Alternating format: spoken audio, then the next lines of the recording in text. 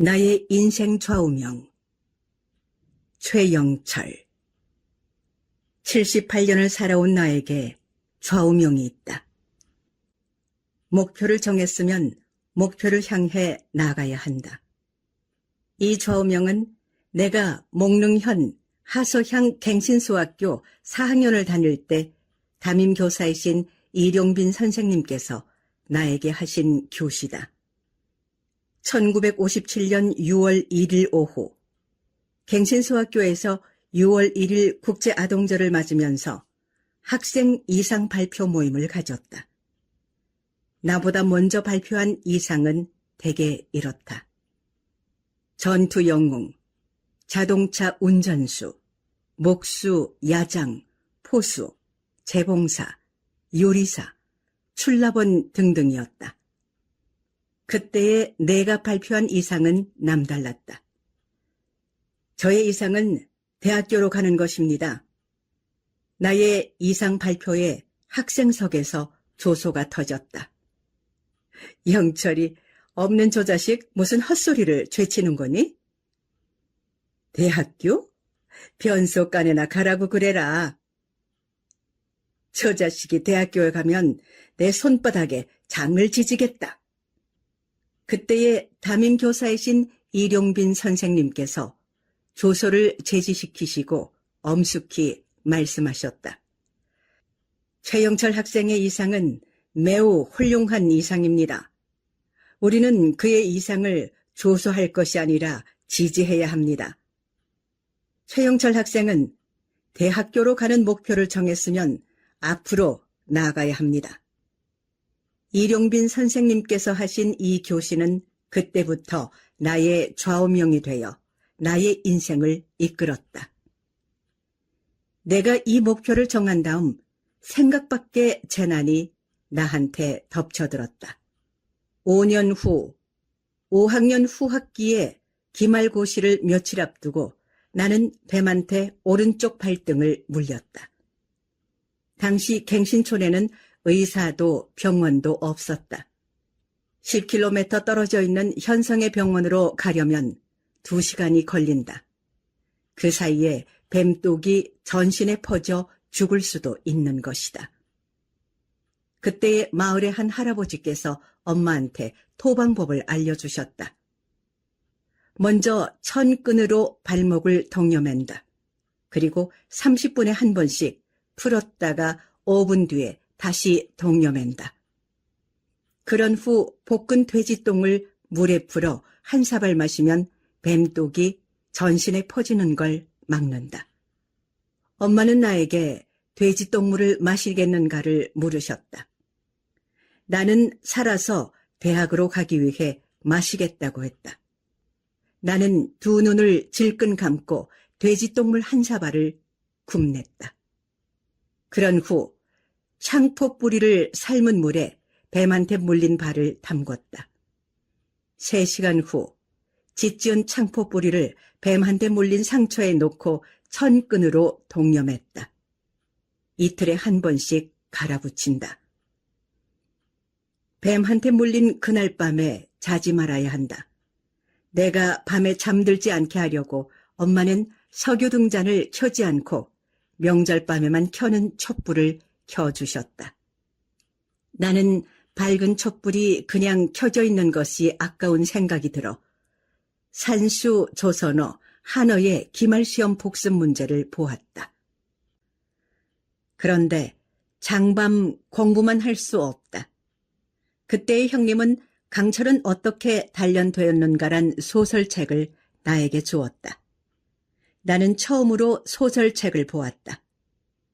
주인공 오스트롭스키의 불효불굴의 정신에 감동을 받아 날 셀 때까지 그 소설을 읽었다. 닷새 후 부은 발등이 좀 내리자 나는 쌍지팡이를 짚고 학교로 갔다. 제때에 기말시험을 치렀다. 산수, 조선어, 한어 모두 100점을 맞았다. 그 후에 재난은 멈추지 않고 계속 나한테 덮쳐들었다.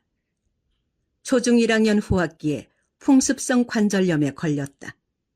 제때 치료했기에 종신 환자로 되지 않았다. 초중 2학년 후학기에는 중이염에 걸려 하마터면 귀머거리로 될 뻔했다. 초중 3학년 전학기에는 비염이 엄중해서 수술 치료를 받았었다. 고중 1학년 전학기에는 폐결핵병에 걸렸다. 이 병은 잘 치료하지 못하면 건강 불합격으로 대학 입시 참가 자격을 잃는다. 나는 매일 마이실린 주사를 2번 맞는 외에 폐결핵병 치료에 도움된다는 민간요법을 죄다 사용했다. 그중 태반을 먹는 것이 제일 힘들었다.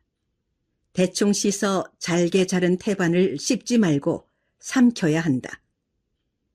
나는 돼지똥을 마실 때처럼 2눈을 질끈 감고 핏물이 떨어지는 자른 태반을 입에 넣고 꿀꺽꿀꺽 삼켰다. 눈물이 질끔질끔 흘러내렸다. 그 해에 나는 태반 3개를 먹었다. 그래서인지 1년간 치료한 후 현립병원에 가서 진찰을 받았는데 대학 입시 참가에 지장이 없다는 진단을 받았다. 그 후부터 나는 복습과 예습을 결합해 차근차근 공부를 했고 고중 2학년 후학기에 고중 3학년의 수리화 진도를 끝마쳤다. 대학교로 갈 자신이 있자 나는 고중 2학년 전학기 초에 학교 교무처에 당해 대학 입시 참가 신청서를 제출했다. 교무처에서 고의모사를 치른 후 나의 신청서는 현 교육과를 경유해서 흥룡강성 교육청에 전달됐다. 1966년 5월 4일에 흥룡강성 교육청에서는 고중 2학년 대학 입시 참가 신청자 54명을 모여놓고 모의고사를 치렀다. 그중 5명이 당해 대학 입시 참가 자격을 받았다. 그 5명 중에 나의 이름이 끼어 있었다. 나는 대방의 문대에 골 넣은 선수처럼 소리를 지르며 어쩔 바를 몰라 했다. 그런데 그 기쁨은 잠시였다. 전례 없는 문화대혁명이 시작되자 당중앙에서 대학 입시 제도를 취소한다는 결정을 내렸다. 대학교로 가는 길이 사라졌다. 나는 절망했다. 이런 나에게 재난은 멈추지 않고 계속 꼬리에 꼬리를 물고 덮쳐들었다. 문화대혁명의 불길 속에서 나는 류속이 자산계급 교육 노선의 검은 싹으로 몰렸다. 1968년 5월에 아버지께서 다른 사람의 모함으로 역사 반영명 분자 모자를 쓰시자 나는 검은 오류 분자의 자녀로 몰려 마을에서 백열이 떨어져 있는 박목장에 가서 100여 마리의 소를 몰았다. 그때의 관성이라고 할까, 습관이라고 할까. 나는 박목장으로 갈 때 이불짐 속에 고중 수리화 교과서와 참고서, 로어 교과서를 넣고 갔다. 박목장에 도착한 그날 저녁에 김삼덕 조장께서 나보고 말씀하셨다. 영철 젊은이, 내일부터 아침 소머리는 혼자 하게. 그리고 점심밥과 저녁밥을 짓고 오후 소머리는 안 나가도 되네. 이 결정에 나는 아니란 말을 할 권리가 없다. 빈농 3분의 감시와 재교육을 받는 처지에서 예하고 대답할 권리만 있는 것이다. 이튿날 이른 아침에 초막을 나선 나는 눈앞에 나타난 전경에 2눈이 휘둥그레졌다. 소 울타리 밑에서 멧돼지 10여 마리가 뒹굴며 놀고 있었다. 등골이 오싹해 났고 식은 땀이 쪼악 흘러내렸다. 멧돼지한테 물려 죽으면 뼈도 추리지 못한다. 그래도 나는 방목을 해야 한다. 나는 몽둥이를 들고 물통을 두드리며 소리를 질렀다. 그러자 멧돼지들은 슬금슬금 달아났다. 나는 뛰는 가슴을 부여안고 소 울타리로 가서 소무리를 울타리 밖으로 몰고 나와 들판으로 몰고 갔다. 아침 이슬풀을 먹는 소들은 천천히 앞으로 나갔다. 아침에 맑고 시원한 공기를 마셔서인지 머리가 상쾌함을 느꼈다. 그때에 이런 생각이 들었다. 아침에 로 단어와 문장을 암기하면 얼마나 좋을까?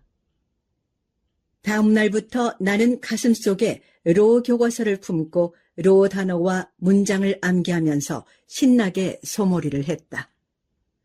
오후에 세 분이 소몰이를 하러 나가시면 나는 나무꾼을 밑에 앉아 수리화 교과서와 참고서를 보았다.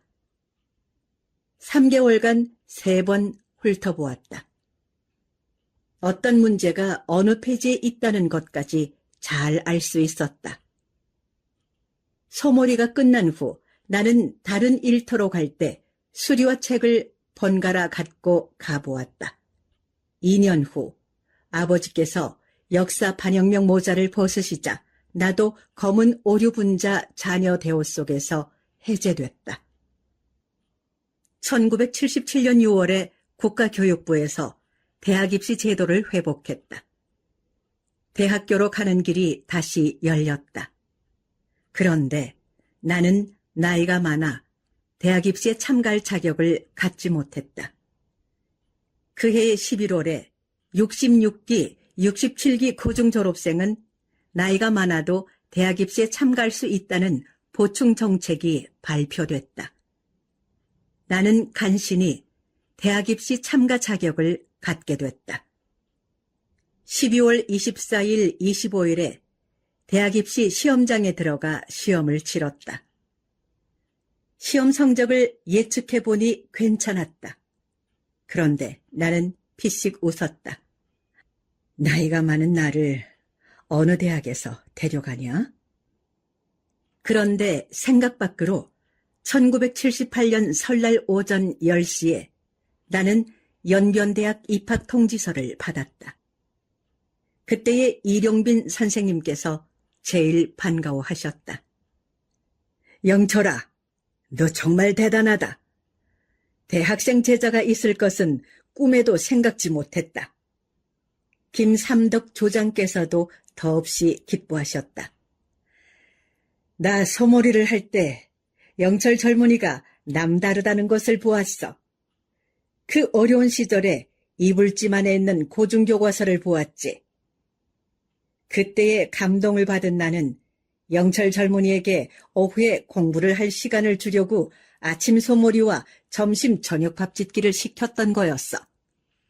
그분의 말씀에 나는 어린애처럼 소리를 내서 울었다. 나는 대학으로 가는 목표를 정한 후 장장 20년간 만난을 무릅쓰고 앞으로 나갔기에 이 목표에 도달할 수 있었던 것이다. 늦가기 대학생으로 아내에게 어린 아들 둘을 맡긴 나는 연변대학을 다닐 때부터 3년 전까지 3개 목표를 정했다. 그중 2개 목표는 도달됐다. 하나는 연변대학을 무사히 졸업하는 것이고 다른 하나는 흑룡강 신문사의 편집으로 되는 것이다. 이 2개 목표도 생각 밖에 나타난 많은 어려움을 이겨내고 나갔기 때문에 도달했다. 미도달 목표는 3년 전에 정했다. 죽기 전에 신문과 방송에 50편의 글을 발표하는 것이다. 신체가 건강하면 이 목표를 달성하는데 별 문제가 없다. 28년 전에 나는 사지마비병에 걸려 지금은 휠체어가 없이는 한 발짝도 걷지 못한다. 또 허리 통증으로 앉아서 글을 쓸 수가 없다. 나의 글 쓰는 방법은 남다르다. 먼저 침대에 누운 후 왼손으로 한글 자판이 열려있는 스마트폰을 들고 오른손 식지로 한글 자판의 자음과 모음을 톡톡 치면서 글을 쓴다. 이렇게 글을 쓰기에 다른 사람이 1시간 쓴 글을 나는 적어서 5일 걸려야 겨우 써내려갈 수 있다. 그래도 나는 첫 해에 신문과 방송에 10편의 글을 발표했다. 그런데 또 생각 밖으로 2년 전에 대장암 3기 진단을 받았다. 눈앞이 캄캄해났다. 그때 주치 의사님께서 나에게 좋은 정보를 알려주셨다. 다행히도 환자분의 암세포는 다른 장기에 전이되지 않아서 수술 치료를 받으면 5년 이상 생존할 수 있습니다. 수술 후 건강관리를 잘하신다면 10년 이상 생존할 수 있습니다. 나는 주치의사 선생님의 말씀에 용기를 얻고 수술 치료를 받았다. 병원에서 퇴원한 3일 후부터 나는 글쓰기를 시작했다. 지금까지 신문과 방송에 35편의 글을 발표했다. 2년 이상 더 살면 15편의 글을 발표하는데 별 문제가 없을 것이다. 오늘도 나는 침대에 누워 왼손으로 한글 자판이 열려있는 스마트폰을 들고 오른손 식지로 한글 자판의 자음과 모음을 톡톡 치면서 마지막 목표를 향해 나아가고 있다.